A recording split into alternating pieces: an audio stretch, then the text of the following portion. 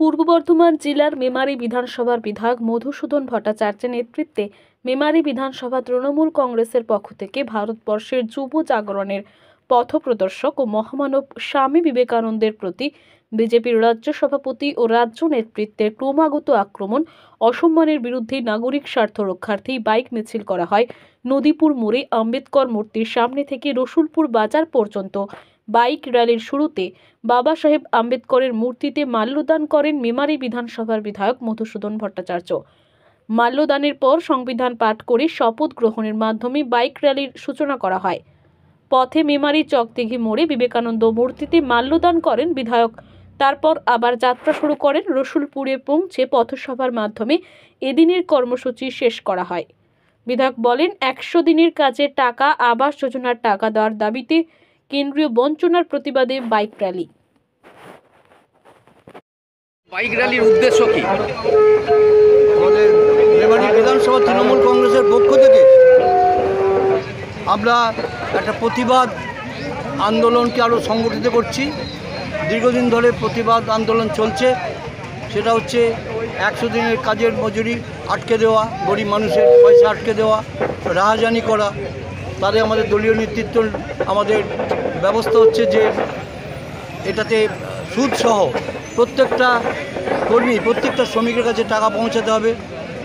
আবাস যোজনার ক্ষেত্রে যে ধরনের অত্যাচার নিপীড়ন হচ্ছে সেটাকে বন্ধ করতে হবে। প্রত্যেককে আবাস যোজনার সুযোগ দিতে হবে।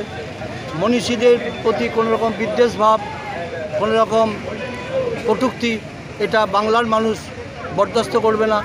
তার প্রতিবাদ এবং তার সঙ্গে সঙ্গে লোকসভায় বা আমাদের রাজ্যসভায় যে সমস্ত এমপিদের সাসপেন্ড করা হয়েছে অচিলায়, তারা দেশের ঐক্যকে তুলে ধরার জন্য চেষ্টা করেছেন, অথচ তাদের সাসপেন্ড করা হয়েছে।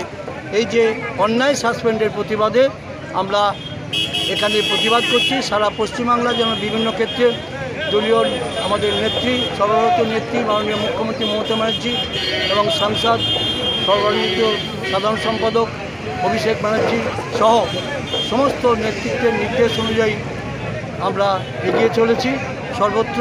আজকে সেই প্রতিবাদ মিছিল, সাইকেল এবং বাইক র্যালি, তার মাধ্যমে আমরা কোথা থেকে কোথায় করছেন? আমরা এটা নদীপুর যে আম্বেদকরের মূর্তি বাসস্ট্যান্ড নদীপুরে, এখান থেকে শুরু করে এটা আমরা যাব রসুলপুর বাসস্ট্যান্ড পর্যন্ত।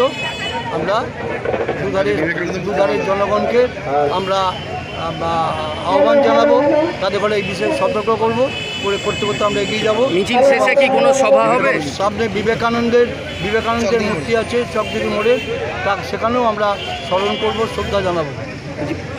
মিছিল শেষে কি কোনো সভা হবে? মিছিল শেষে আমাদের সামান্য বক্তৃতা হবে, সেখানে বক্তব্য রাখা হবে সেখানকার জনগণের উদ্দেশ্যে। ধন্যবাদ।